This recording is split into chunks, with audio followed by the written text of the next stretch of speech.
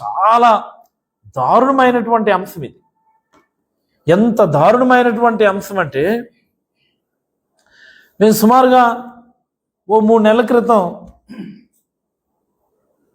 మా party social media followers పలాసలో అల్లుడు tax మొదలైంది,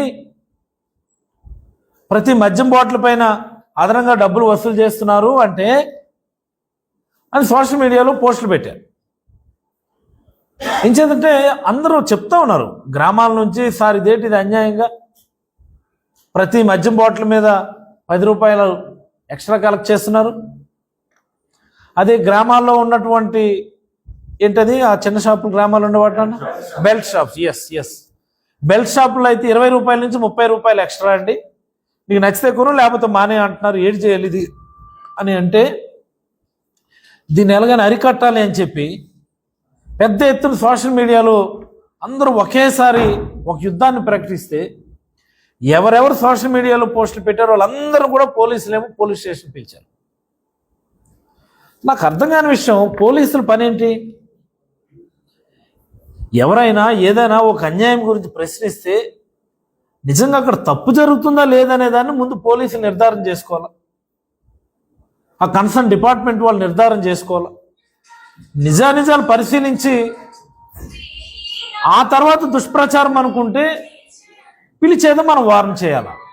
నథింగ్ డూయింగ్. ఇక్కడ మన పోలీసు పరిస్థితి ఎలా ఉందంటే వాళ్ళు వసూలు చేసుకుంటే వసూలు చేసుకొని మీరెవరా ప్రశ్నించడానికి అన్న చందాన్ని ఉంది తప్ప ఇటు దౌర్భాగ్యం నాకు అర్థమవుతుంది. మందు మీద అదనంగా డబ్బులు వసూలు చేసుకోవడం ఏంటి? అది కూడా బ్రతికేనా? దీని అమ్మ జీవితం ఇంత నీచమైన బ్రతుకుల. పేరుకేమో స్వాతంత్ర సమరయోధుల ఫ్యామిలీ అంటారు, వాస్తవం అది. ఎంత గౌరవంగా ఉండాలా? మొన్ననే చూసాం, ఒక కుర్రాడు మందు షాప్ దగ్గర మీరు ఎందుకు ఎక్స్ట్రా డబ్బులు తీసుకుంటారని చెప్పి షాప్ వాళ్ళని గట్టిగా అడిగాడు. అందరూ వీడియో చూసాం కదా, అది చూసామా లేదా మనం? దానికి ఆ కుర్రాడు కూడా పోలీసులు పిలిచి నీ మీద కేసు పెడతాం, నువ్వు గొడవ చేసావు షాప్ దగ్గర. ఏంటిది అన్యాయం? నాకు అర్థం కాదు. డబ్బులు ఎక్కువ ఎందుకు తీసుకుంటావు అడిగితే వీడి మీద కేసా, ఎక్కువ అమ్ముతున్నందుకు నేమనరా? ఏంటి ఈ మత్తు రాజకీయాలు? నాకు అర్థం కాదు.